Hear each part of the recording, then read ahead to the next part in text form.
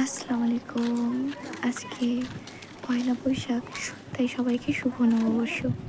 তো শুভ নববর্ষে আজকে আমরা যাচ্ছিলাম কলাপাতা কাটতে, কারণ নববর্ষে তো তেমন কিছু করা হয় না।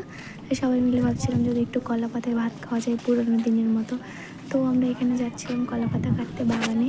তো এখানে দেখো ওই গরুটাকে দেখে আমি ভয় পেয়ে গেছিলাম একটু। আর পাশেই পুকুর ছিল, পুকুরে গরমের দিনে গ্রামের দিকে সবাই চান দান করে, পুকুরের মধ্যে স্নান করে। তো এখানে কলাপাতা কাটছিল, রাখি কাটছিল, রূপসা ছিল, এখানে আয়শা ছিল, আমি ছিলাম। পরে সেখানে ভূতও চলে আসে।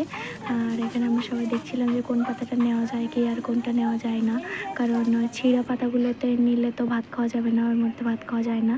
তো এখানে যে পাতাগুলো পরিষ্কার পরিচ্ছন্ন এবং ভালো পাতা ছিল, কোথাও ছিঁড়া ছিল না, সেই পাতাগুলো আমরা দেখছিলাম। আর এখানকার পরিবেশটা গরমের মধ্যে, বাগানের মধ্যে পরিবেশটা এত শান্ত সুন্দর ছিল, আর এখানে এত ঠান্ডা ছিল, আমার খুব ভালো লাগছিলো। তো এখানে পাতাগুলো আমি নিয়ে আয়শার হাতে দিচ্ছিলাম, ওইগুলো সব রাখছিলাম, বলছিলাম ওকে যে ছিঁড়ে যেন না যায়। তো পাতা নেওয়া কমপ্লিট, আমরা এবার যাচ্ছিলাম বাড়ির দিকে। এবার বাড়ির থেকে পাতাগুলো ধুয়ে মেজে এবার সবাই খেতে বসে গেলে। আজকের খাওয়া দাওয়ায় ছিল কই মাছের ঝোল, চিকেন এবং শাক। তো খাওয়া দাওয়া সবাইকে টাটা, আল্লাহ হাফেজ, ভালো থাকবেন।